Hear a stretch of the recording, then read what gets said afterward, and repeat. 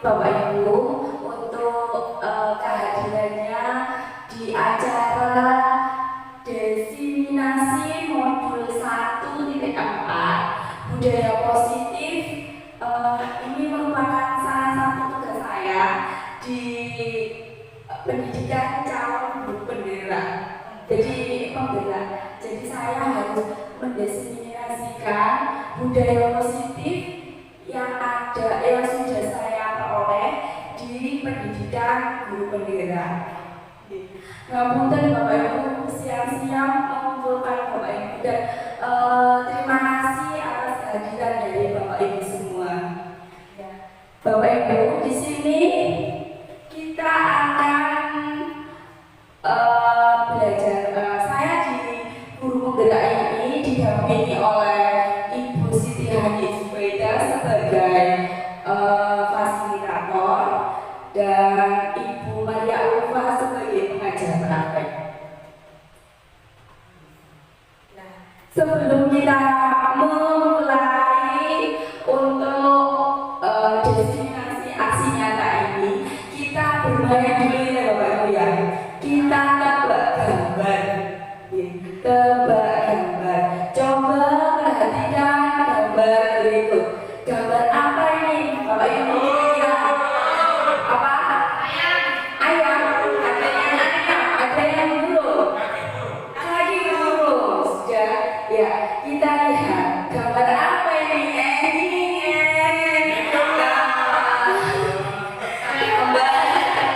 Monyet ternyata gitu. Kita lihat lagi, kita coba lagi. Gambar apa ini Bapak Ibu?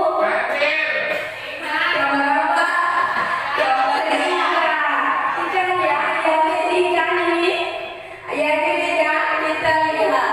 Ya, ternyata kucing. Iya. Kalau ini Bapak Ibu gambar apa ya? Gambar apa? Tupai. Apa ini? Apa wajib? Kanguru boleh. Terus lihat. Iya.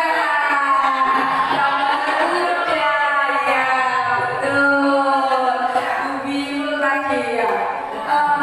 Baiklah Bapak Ibu, kita nanti sudah speaking sebentar. Kita tebak nama-nama, kita bermain nama-nama tebak gambar ya Bapak Ibu ya. Untuk materi kita hari ini, kita akan menyampaikan tentang konsep inti dari budaya positif.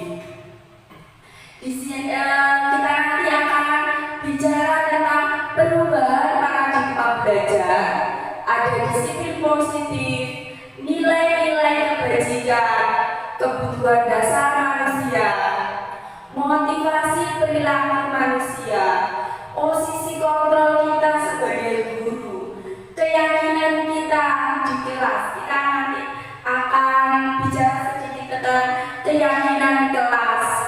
Kita juga akan bicara tentang segitiga restitusi.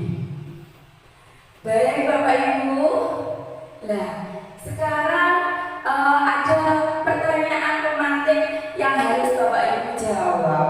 Apakah Bapak Ibu setuju bila satu, pemberian hukuman dapat mendisiplinkan siswa? Apa Bapak Ibu setuju? Setuju. Yang kedua, ada pertanyaan, apakah pemberian hadiah bisa meningkatkan prestasi siswa? Setuju. Nah, yang ketiga, guru harus mampu memberi solusi untuk setiap murid yang bermasalah. Jadi gurunya yang memberi solusi. Yang keempat, guru berperan sebagai teman bagi siswa. Setuju. Kalau jenengan semua setuju, alasannya apa? Dari apa yang jenengan sampaikan tadi, bahwa hukuman itu bisa diberikan kepada murid, kita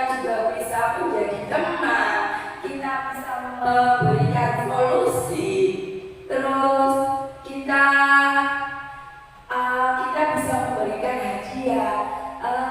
Alasannya apa Bapak Ibu? Monggo, boleh bicara, boleh mengungkapkan pendapat, tidak ada salah, tidak ada benar.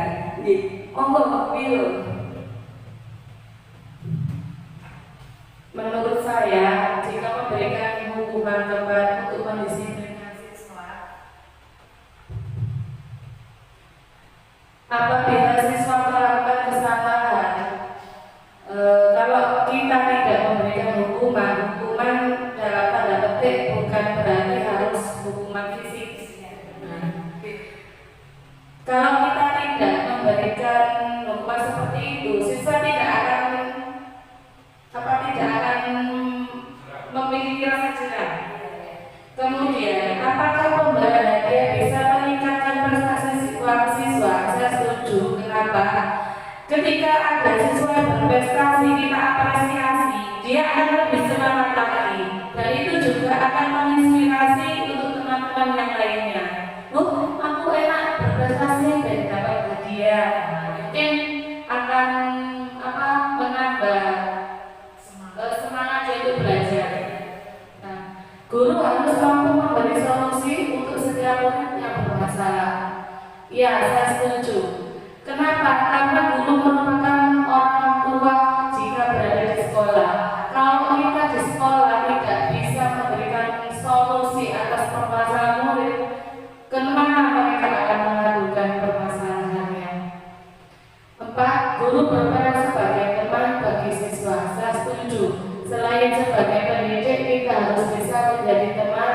Kenapa? Karena siswa biar lebih akrab dalam artian merasa nyaman di dalam kelas, dalam belajarnya. Itu menurut pendapat saya. Terima kasih. Terima kasih untuk pendapat yang disampaikan oleh Bu Biul. Mungkin ada Bapak Ibu yang mau memberikan pendapat yang lain, boleh. Pak Wijil mungkin, betul. Bu Puji, campur. Bu Lulu, monggo.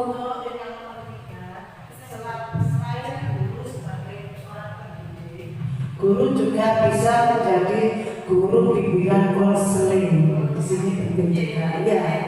Jadi guru itu bukan hanya sebagai guru saja, juga sebagai guru bimbingan konseling di sekolah masing-masing, sebagai wali murid di sekolah. Sudah. Kalau yang lainnya, menurut saya. Terima kasih untuk jawaban dari Bapak Ibu yang sangat hebat ini. Kita lihat dari pembelajaran, kita mulai pembelajaran dengan paradigma baru. Kita tadi setuju kalau adanya hukuman di kelas. Kalau hukuman, tapi dari apa yang kita katakan tadi, itu semua unsur-unsur ekstrinsi yang ada di anak ini, tapi bukan keinginan dari dalam diri anak sendiri. Tugas kita sebagai, saya dulu juga gitu, sebelum kita belajar tentang budaya positif, saya juga hukuman anak-anak itu harus diberi hukuman biar ada efek jerah. Anak-anak itu harus diberi reward agar prestasinya tambah meningkat. Kita sebagai guru harus punya solusi untuk, ternyata ketika kita sudah belajar tentang posisi kontrol budaya positif, itu yang kita sampaikan itu sepenuhnya memang tidak salah, juga tidak ada pembenaran. Tapi ketika merujuk di materi ini tentang pembelajaran dengan paradigma baru, pembelajaran dengan paradigma baru itu dirancang berdasarkan prinsip berdiferensiasi, sehingga peserta didik belajar sesuai kebutuhannya berdasarkan tahap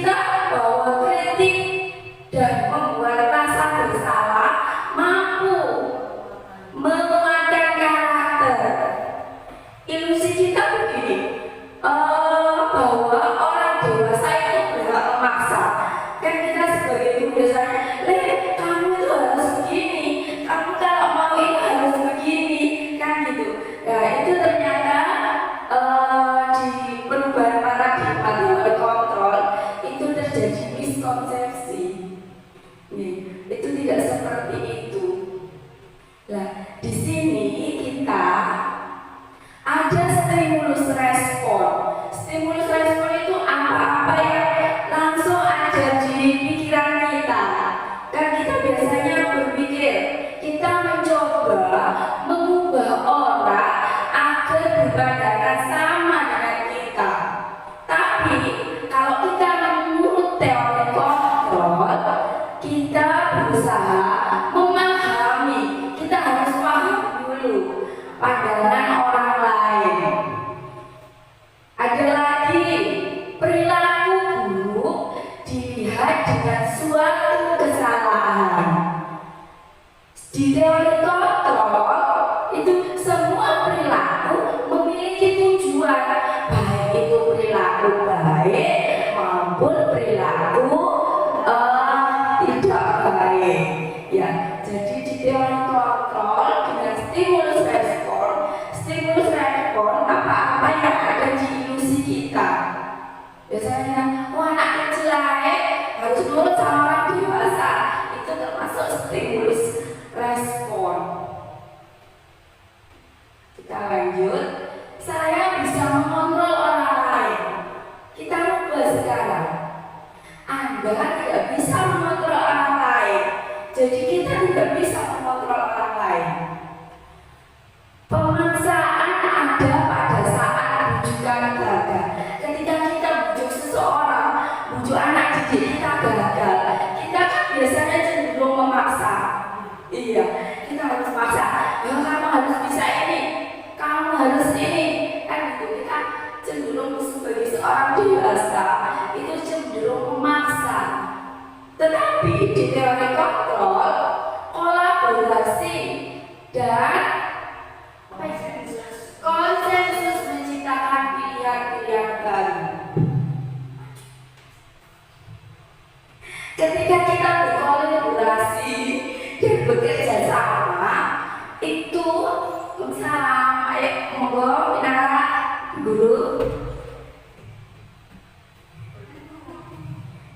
sebelah sini tidak apa-apa guru.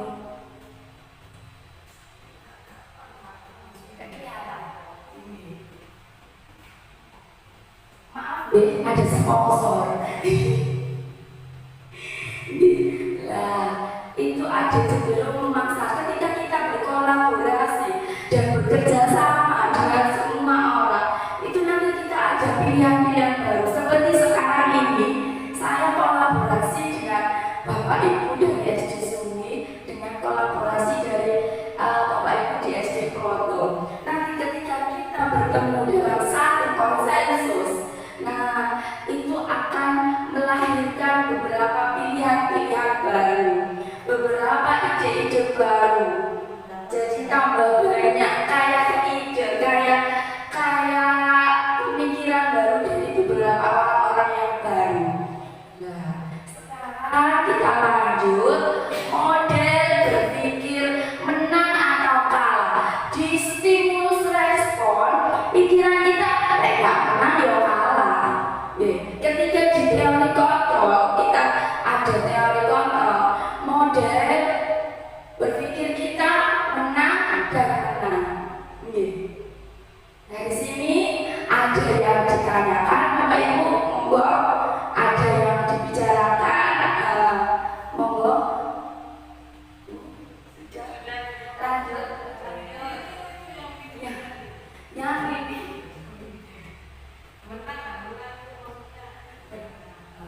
Jadi ketika kita berkolaborasi, kita tidak ada kamu pemenangnya, kamu yang kalah. Jadi semua pemenangnya. Di teori kontrol. Iya, saling kolaborasi tadi. Disiplin kita menjadi di materi, disiplin positif. Disiplin berasal dari kata disiplina yang artinya belajar. Disiplin mengacu pada disiplin diri yang memiliki tanggung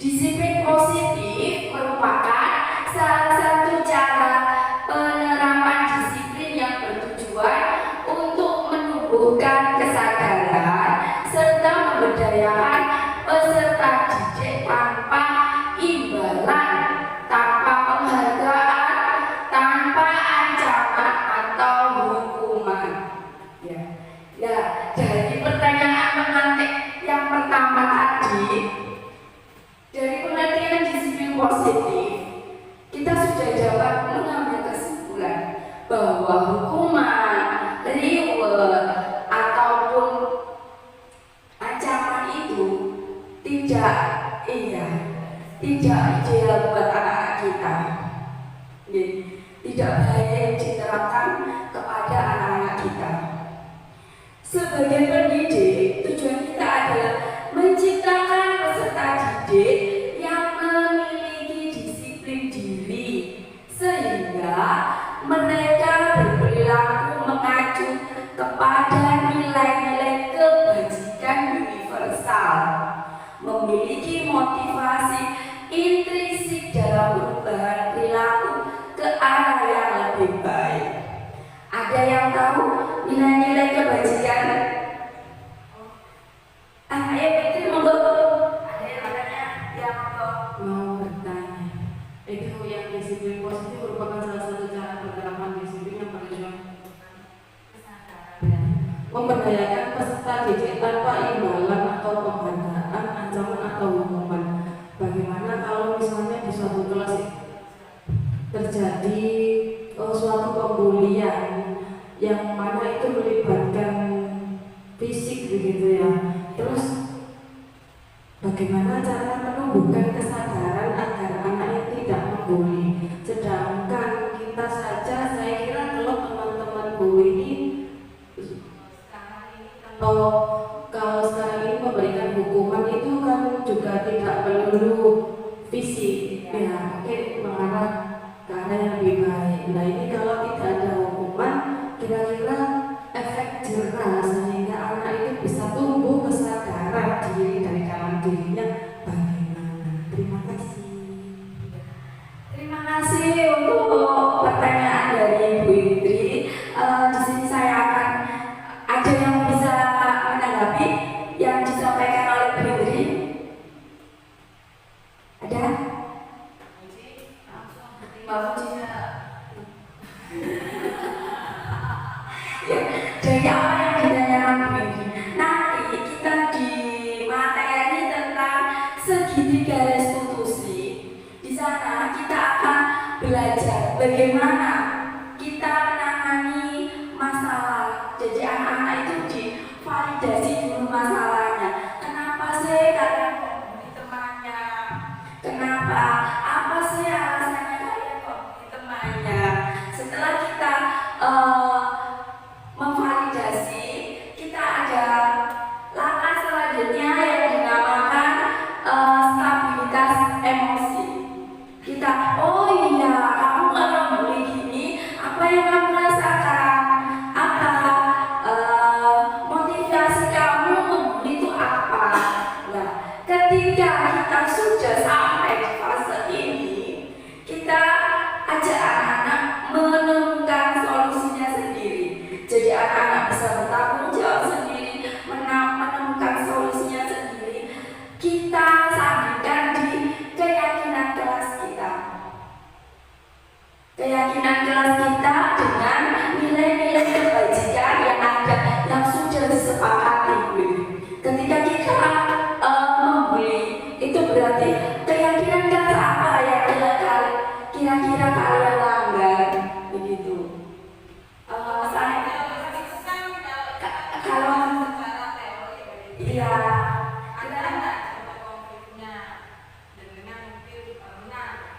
kemarin sebelumnya kita memberikan edukasi dulu kepada anak-anak tentang bullying. Kenapa kok itu nggak boleh? Mengapa kok nggak boleh? Ya langkah-langkahnya sih kalau saya mengikuti ya saya kemarin mencoba untuk seperti kemarin Jeva di kelas itu sudah saya praktekkan. Dia jadinya sadar, jadi dia itu bisa tahu solusinya ini apa. Ketika saya membuli teman saya, memanggil dengan nama orang tua, ya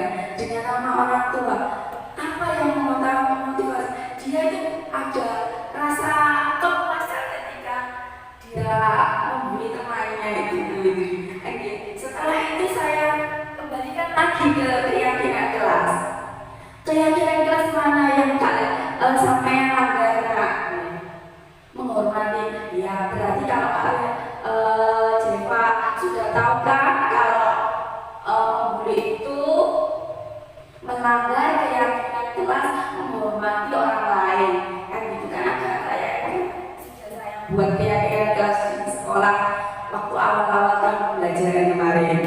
Nah, dari situ dia belajar tanggung jawab diri. Jeva, insya Allah, memang semua butuh proses, tidak ujuk-ujuk langsung, langsung berubah. Jadi semua memang butuh proses. Prosesnya tidak mudah dan harus dilakukan secara berulang. Bagaimana Bapak Ibu? Ngantuk gitu? Ngantuk.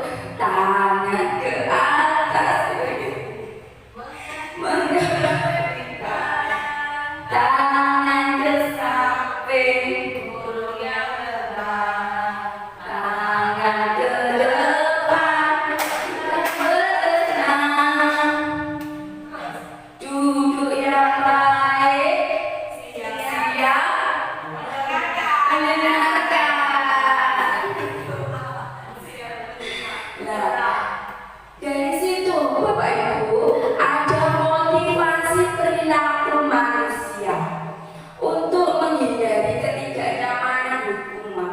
Ada motivasi ekstrinsik, ada motivasi intrinsik. Kalau motivasi ekstrinsik itu motivasi yang dari luar diri kita, ya, seperti untuk mendapatkan imbalan, untuk mendapatkan penghargaan, untuk menghindari hukuman. Itu yang kita namakan motivasi ekstrinsik. Ketika kita ada kesadaran perilaku manusia itu didasari dengan motivasi intrinsik, itu seperti untuk menjadi orang yang mereka inginkan, yang menghargai diri sendiri dengan nilai-nilai mereka yang mereka percaya. Jadi motivasi yang muncul dari diri mereka sendiri, dari peserta didik sendiri. Nah, ini nilai-nilai kebajikan. Di profil pelajar Pancasila itu sudah ada nilai-nilai kebajikannya. Ada beriman dan bertakwa, ini sampai bernalas kritis. Ini termasuk nilai-nilai kebajikan. Kalau menurut IBOY Primary Years Program PYP itu ada toleransi, rasa hormat, integritas, mandiri, menghargai. Ini termasuk juga nilai-nilai kebajikan. Ini organisasi juga menganut nilai-nilai kebajikan. Ini life skill, dapat dipercaya, lurus hati, pendengar yang aktif. Ini juga termasuk nilai-nilai kebajikan. Nah, dari apa tadi nilai ini? Ada permainan yang Bapak Ibu. Selalu mengembalikan buku ke tempatnya. Termasuk nilai kebajikan apa ini Bapak Ibu? Apakah toleransi? Apakah tanggung jawab? Apakah percaya diri? Tanggung jawab. Coba kita buka. Iya, tanggung jawab. Kalau bekerja dan menunggu giliran, disiplin. Wah, hormati orang lain. Nah, kita lagi coba lah. Ini ada perbedaan hukuman dan konsekuensi. Hukuman bisa dibaca ya Bapak Ibu. Ini ada hukuman, ada konsekuensi. Kalau hukuman salah satunya sesuatu yang menyakitkan dan harus terjadi, itu namanya hukuman. Kalau sesuatu yang harus terjadi, itu konsekuensi. Contohnya peraturan kelas. Ketika ada salah satu anak melanggar peraturan kelas, berarti dia harus mendapatkan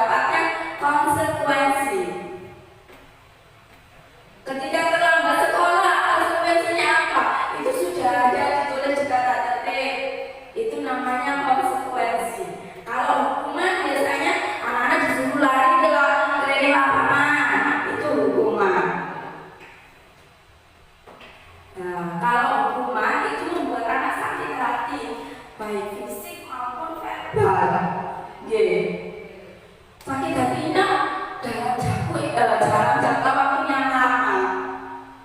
Karena ini memang konsekuensi sudah disepakati bersama-sama. Ketika tidak mengerjakan PR, ya harus apa konsekuensinya ketika kita tidak mengerjakan PR? Sudah disepakati oleh semua warga kelas maupun warga sekolah.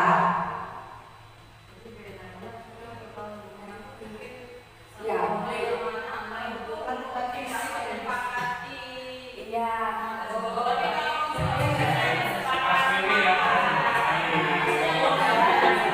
Tapi bahasanya lebih positif. Ketika kita jangan lari, sebenarnya kalian jalan pelan-pelan, kan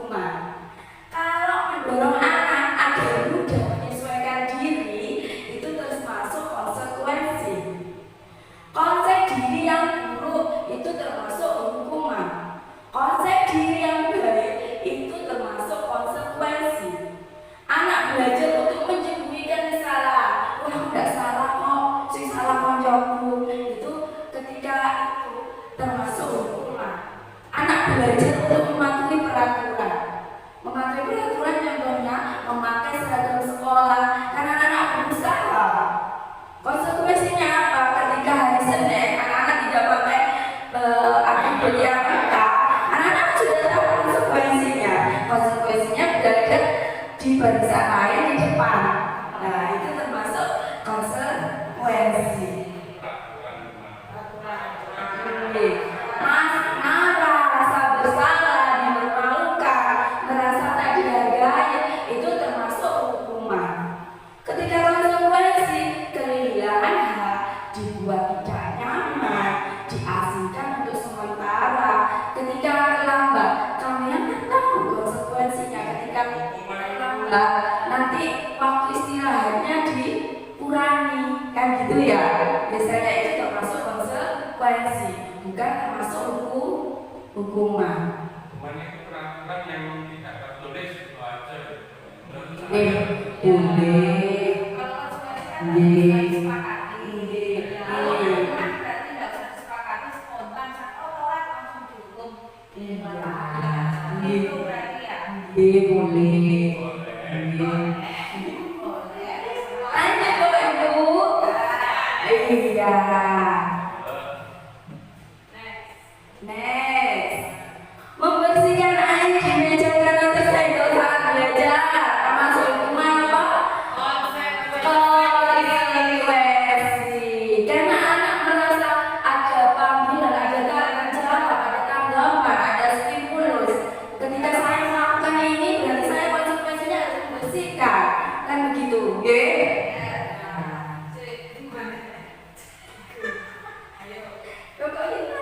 Lari mengelilingi lapangan karena terlambat 10 menit pada pelajaran PJK. Masuk seksi.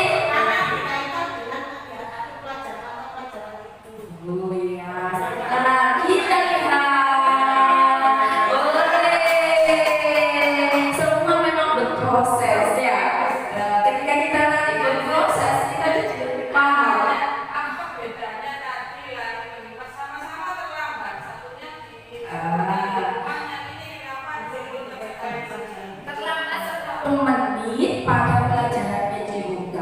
Ketika kita terlambat 10 menit di pelajaran PJOK, mungkin sudah keyakinan kelasnya ketika pelajaran PJOK terlambat 10 menit, anak-anak sudah melakukan keyakinan kelas. Nanti disuruh mengelilingi lapangan. Oh, ini kan biasanya tadi yang pertama itu sudah konsekuensi karena sudah diyakini bersama-sama. Kita begini, ini penjelasannya.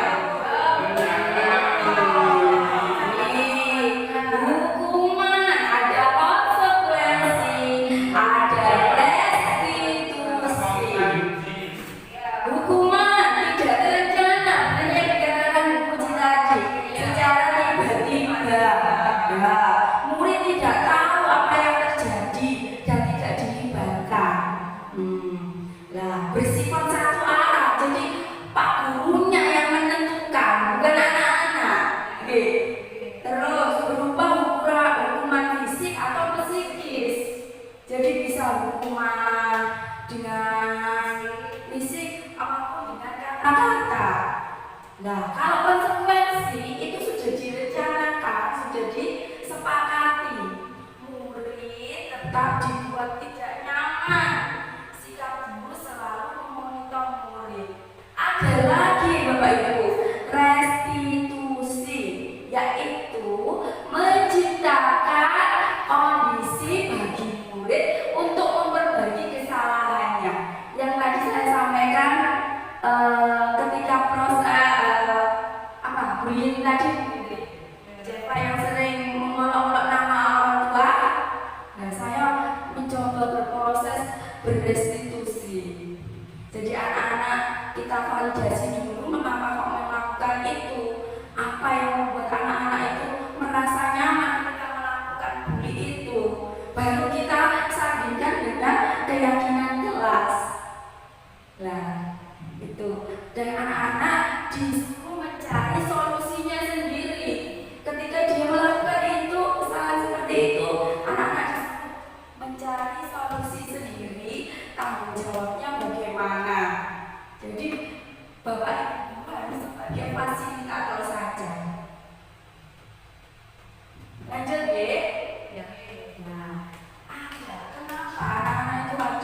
biasanya ada anak-anak itu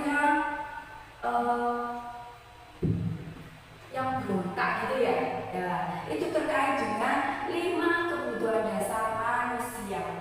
Yang pertama ada bertahan hidup, itu ada makanan, minuman, butuh makan, butuh tempat tinggal, butuh keamanan dan kesehatan. Yang kedua kasih sayang dan rasa diterima. Ini rasa diterima, dipedulikan, berbagi, kerjasama, ada penguasaan, ada kebebasan, ada kesenangan. Ketika 5 kebutuhan dasar manusia ini tidak terpenuhi, maka apa yang terjadi Bapak Ibu? Ketika 5 kebutuhan dasar ini tidak terpenuhi, boleh protes katanya Budi, terus Puji bisa berontak. Pak Wijit, ketika 5 kebutuhan dasar manusia ini tidak terpenuhi, apa yang terjadi pada anak-anak? Pada kita sendiri sudah tidak nyaman, rendah diri, iya itu akibat dari kebutuhan minder ya, itu akibat kebutuhan dasar manusia tidak terpenuhi. Nah, sekarang kita main dulu ya. Ibu guru bilang aku tidak boleh bersenandung sewaktu mengerjakan tugas. Katanya kelas harus tenang, tidak ada suara. Padahal aku suka dan senang menyanyi. Ini kebutuhan apa yang bilang Bapak Ibu? Ayo dilihat ya, kita buka lagi. Ada kebutuhan apa itu? Kesenangan, boleh. Yang kedua, ibu guru tidak menyapa aku hari ini. Padahal aku pakai jepit baru, rambut baru. Apa? Kasih sayang. Aku bosen, masa belajar cuma gitu-gitu aja, dikelilingi guru aja. Kemudian apa Bapak Ibu?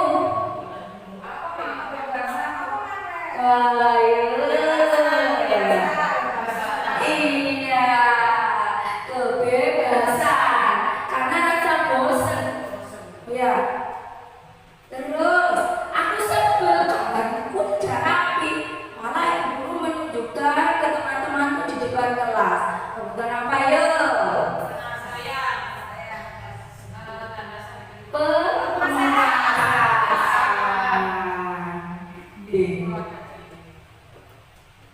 Nah, kita sudah sampai di materi 5 posisi kontrol guru. Nah, ini yang penting Bapak Ibu.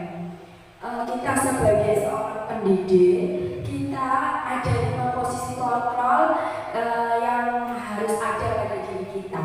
Yang pertama itu penghukum, pembuat rasa bersalah, ada teman, ada pemantau, ada posisi manajer.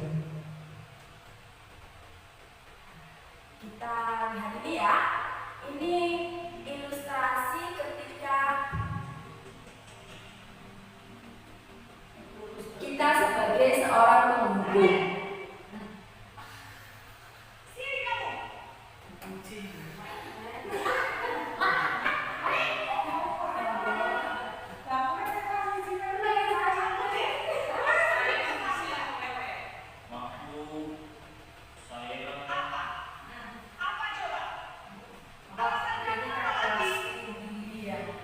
Ini kelas tinggi.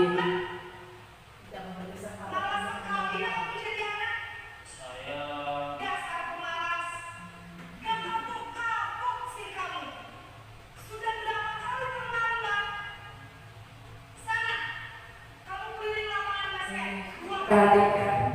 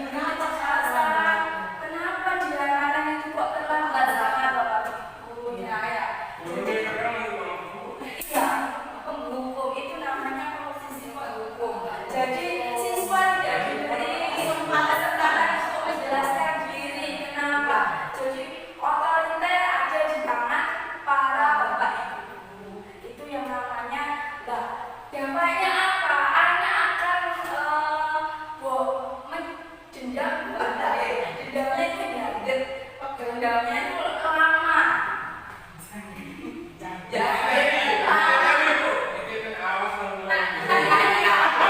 Karena memori anak apa ya, itu akan merekam sepanjang masa. Kita lanjut, kalau ini posisi kita sebagai pembuat rasa bersalah.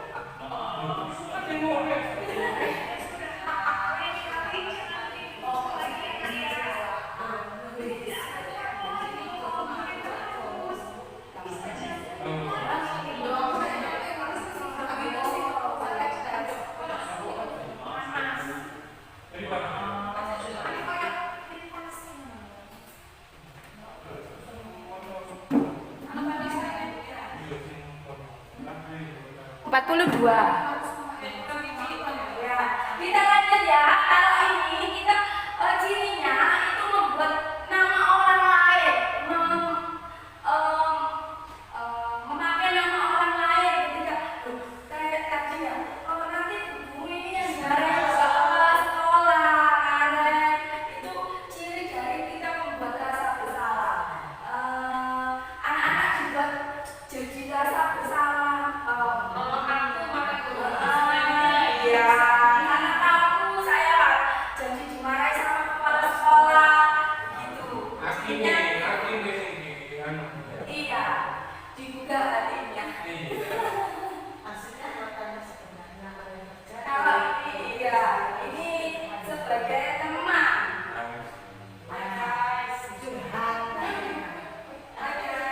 Bisa ya? Hai, kenapa kamu tidak bisa?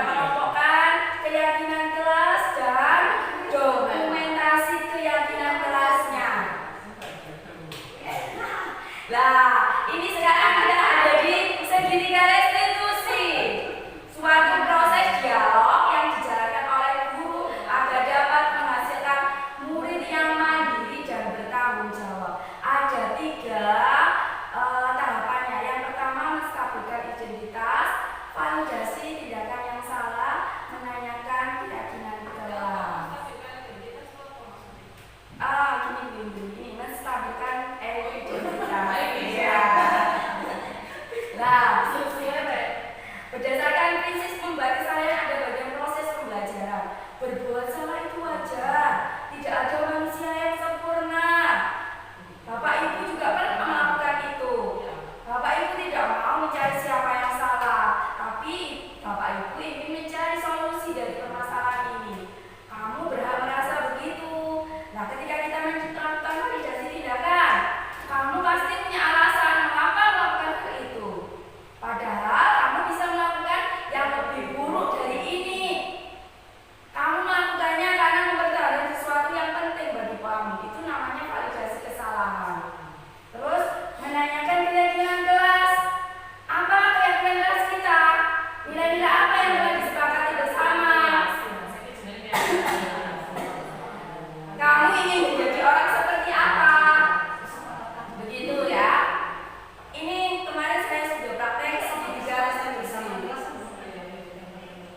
Nah, ini ceritanya anak-anak ini terlambat berangkat sekolahnya. Kemarin saya praktek dengan anak-anak karena harus praktek. Jadi saya praktek ini segitiga restitusi. Iya, ini kita buat skenario di demonstrasi kontekstual.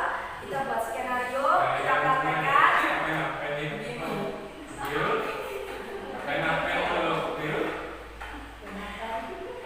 Suaranya kecil. Ini pas suara saya tidak ada sama sekali ya begitu ya. Pakai mikrofon. Di mana begitu ya caranya?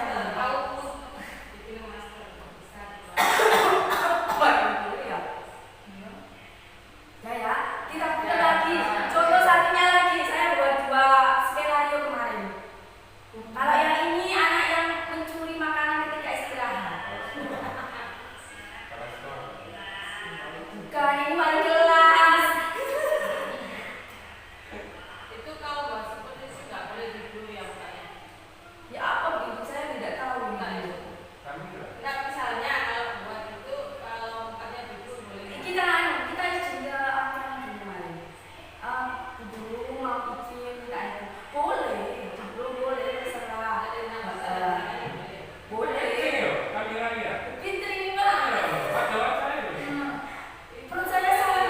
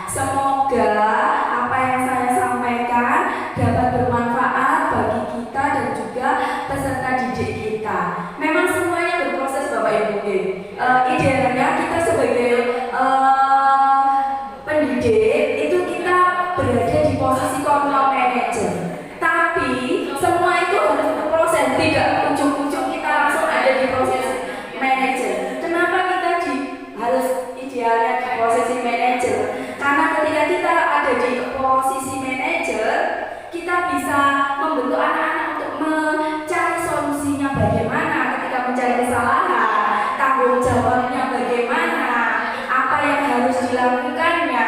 Kita sebagai pendidik hanya sebagai fasilitator saja, mengarahkan saja. Bapak Ibu.